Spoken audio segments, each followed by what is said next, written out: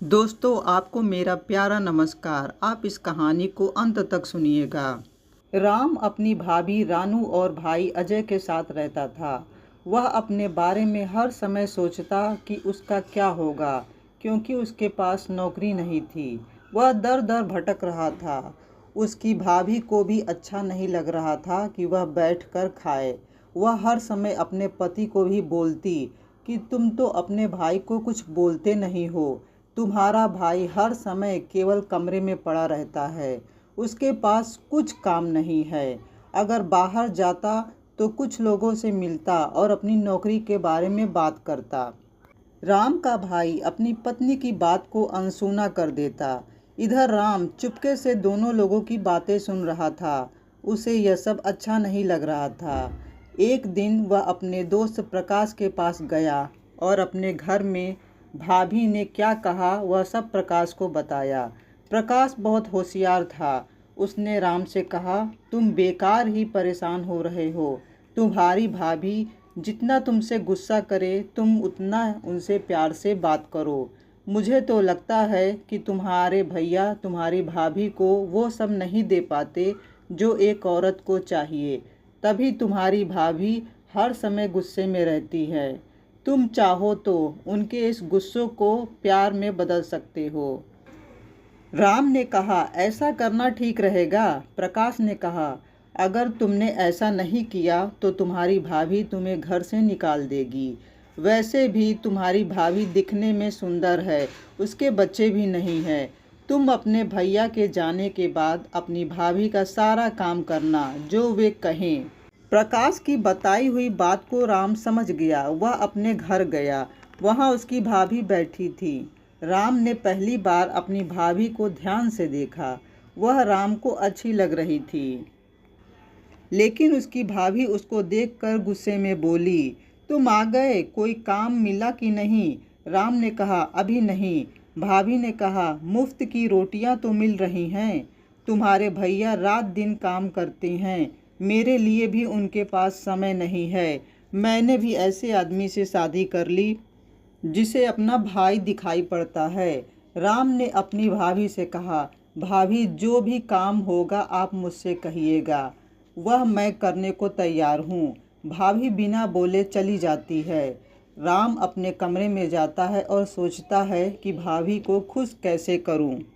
तभी भाभी की रोने की आवाज़ सुनाई देती है। राम दौड़कर भाभी के पास जाता है। वह देखता है कि भाभी रो रही है। घर के बाहर कुछ लोग खड़े थे। राम उन लोगों से पूछने लगा, क्या बात है? उन लोगों ने बताया कि तुम्हारे भैया का एक्सीडेंट हो गया है। राम दौड़ता हुआ अस्पताल भागा। वहां जाकर उसने देखा उसके भैया के दोनों पैर कट गए हैं। वह अपाहिज हो गए हैं। अपने भैया की इस हालत को देखकर वह दुखी हो गया। उसकी भाभी का रो रो कर बुरा हाल हो रहा था। जैसे तैसे उसके भाई का इलाज हुआ और वह घर आए। अब भाभी हर समय परेशान रहने लगी। अब तो भाभी की सारी उम्मीदें खत्म हो गईं। वह अपने पति से पति का प्रेम भी नहीं पा सकती थी। उसे लग रहा था कि उसकी जिंदगी बेकार हो गई है। उसे अब मर जाना चाहिए। राम अपनी भाभी की भावनाओं को समझ रहा था। उसने अपनी भाभी को दुखी देखकर पूछा, भाभी आप परेशान मत होइए, मैं हूँ। राम ने भाभी का हाथ पकड़कर कहा। राम के हाथ का स्पर्श पाकर भाभी खुश हो गई। उसने राम से कहा, मैंने तुमको बहुत कुछ कहा, आज तुम मेरा कितना ख्याल रख रहे हो। अब रानू भाभी राम के लिए खुद को संवारती रहती। राम को देखकर उनका चेहरा खिला खिला रहता। एक दिन राम की भाभी उसके कमरे में आती है और पूछती है कि देवर जी, मैं आपसे एक बात पूछूं, आपको बुरा तो नहीं लगेगा? राम ने कहा, भाभी मैं काम की तलाश में हूँ। मैंने अपने दोस्तों से कहा है कि पहले भैया घर का खर्च चलाते थे, लेकिन उनके एक्सीडेंट के बाद अब मुझे ही काम करना है। भाभी ने राम को रोकते हुए कहा, अरे देवर जी, काम तो ज़रूरी है, लेकिन मुझे आपसे कुछ और बात करनी है। राम थोड़ा डरा हुआ था कि अब भाभी क्या बोलेंगी। राम ने कहा, बोलिए, मैं सुन रहा हूँ। उसकी भाभी ने कहा, देवर जी, आपकी कोई गर्लफ्रेंड है? राम ने कहा, ये कैसा सवाल है? भाभी ने कहा, मैं जैसा पूछ रही हूँ वो बताइए। अगर है तो मुझे उससे मिलना है। वह दिखने में कैसी है? राम हंसने लगा। भाभी ने फिर से पूछा। राम ने कहा, नहीं भाभी, मेरी कोई गर्लफ्रेंड नहीं है। भाभी ने कहा, आप मुझसे छुपा रहे हैं।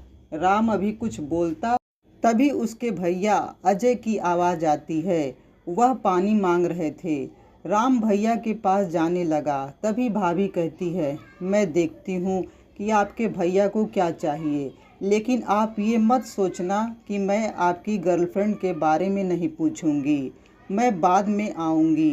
रानू भाभी भैया को पानी देती है।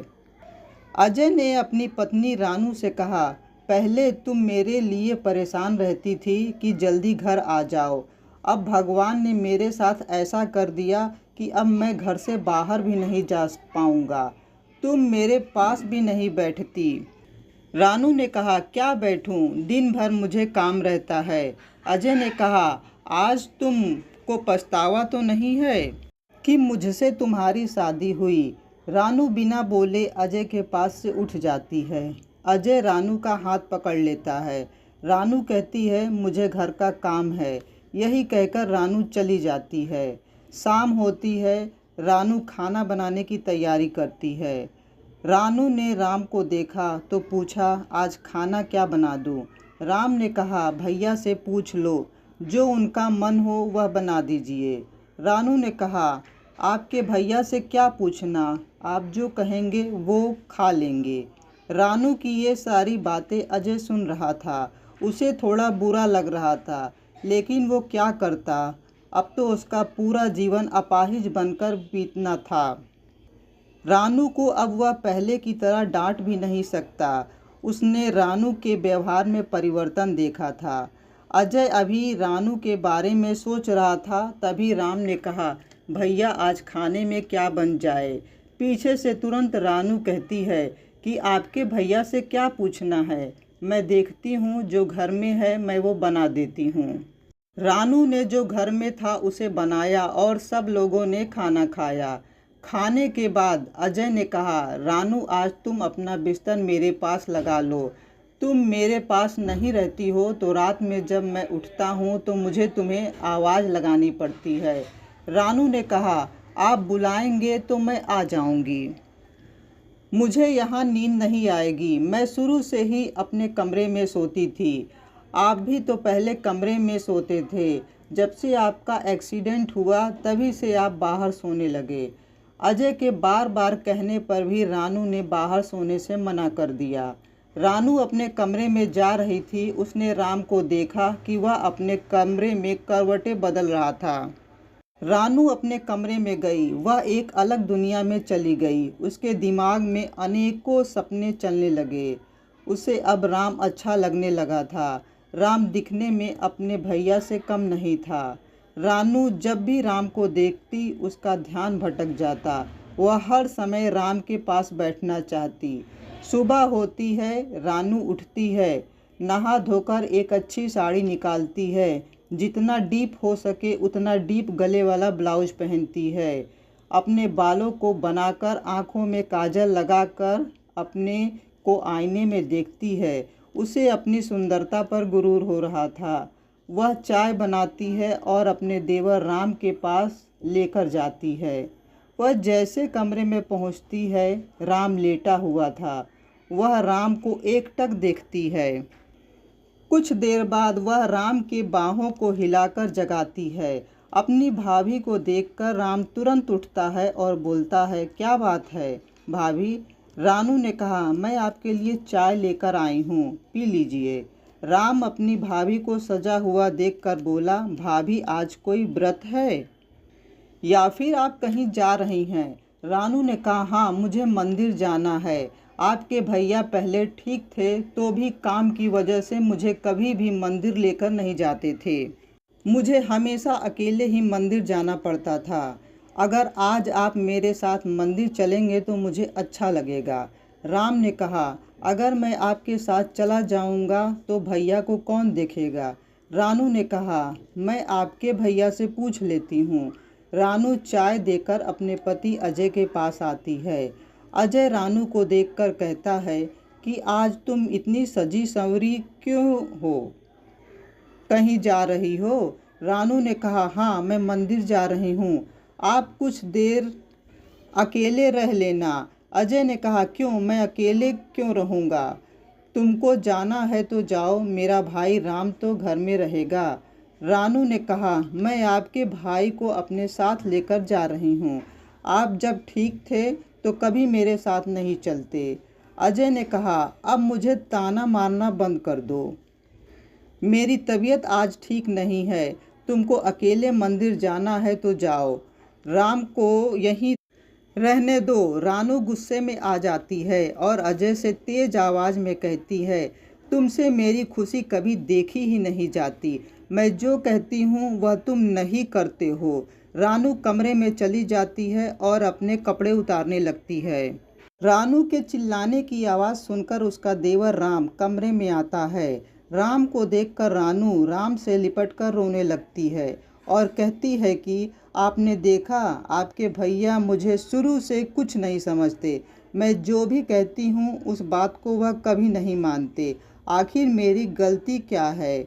आज मुझे मंदिर ही तो जाना था। जब मैंने उनसे कहा कि मैं हमेशा मंदिर अकेले जाती हूँ, आज आपके भाई के साथ जा रही हूँ, मेरी इतनी बात सुनकर उनकी तबीयत खराब हो गई।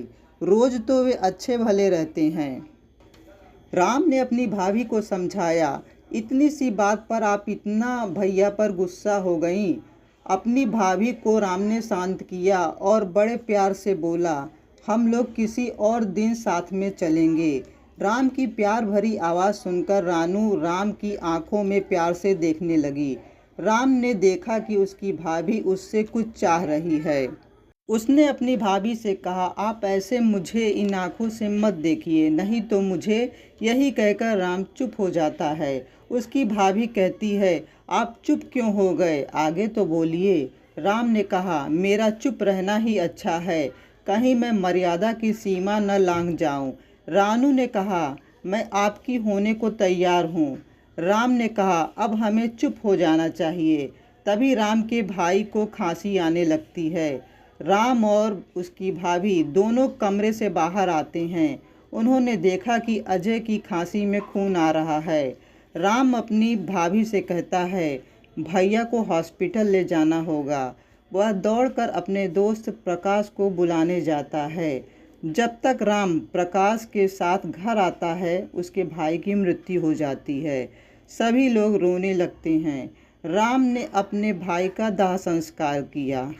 कुछ दिन बीतने पर प्रकाश ने कहा, राम, अब तुम्हारी भाभी अकेले हो गई हैं, उनका तुम्हें ही सहारा बनना होगा। प्रकाश की बात का राम ने कुछ जवाब नहीं दिया। राम को अपने भाई की मृत्यु का बहुत दुख था, लेकिन उसकी भाभी रानू की नज़र राम पर थी। उसे अपने पति के जाने का दुख नहीं था, वह तो अपने पति को बोझ समझ रही थी। एक दिन राम अपने कमरे में बैठा था। वह अपने भाई के बारे में सोच रहा था। तभी उसकी भाभी रानू वहां आती है। उसने अपने देवर राम से कहा, तुम्हारी आंखों में आंसू कैसे? क्या आप रो रहे हैं? राम ने कहा, घर कितना खाली खाली लग रहा है।